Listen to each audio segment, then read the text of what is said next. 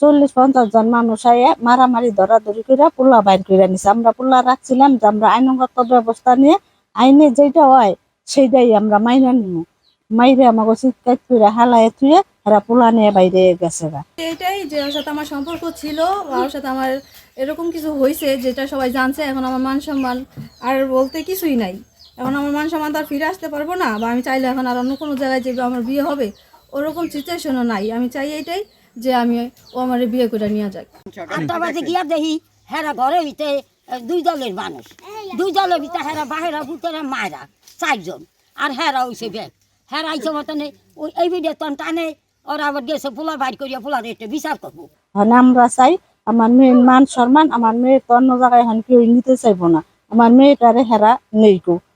মেয়ের বক্তব্য নিছে, ছেলের বক্তব্য নিছে, তারা বলছে 5 জনের সামাজিক হিসাবে যা হয় আমরা বিয়ে সাথে পড়াই দেবো, সামাজিক বিচার যা আমরা বিচার করবো। আমিও বাবা হিসাবে বলছি তারা যদি শরীয়ত বিরুদ্ধে কোনো কাজ করে থাকে শরীয়তের বিচার আগে হবে, তারপরে তারা সামাজিক বিয়ে সাথে হবে, এইভাবে আমি বলছি। তারা মাইনে নিছে। মাইনে নেওয়ার পরে কিছু ছেলেপেলে আইসে জোর জবরদস্তি ঘরের থেকে মারামারি করিয়া আমার এই বৃদ্ধ মাকে ডাক্তারটা ফালাই দিছে, আমার উস্কে বলের মধ্যে ফালাই দিয়া ছেলের গেঞ্জিতে আমি ধরছিলাম যে তুমি যাও কা, এত রাত বেরো রয়েছো, এখন তোমার গার্জিয়ান আছে, এখন তুমি চলে যাবে কা।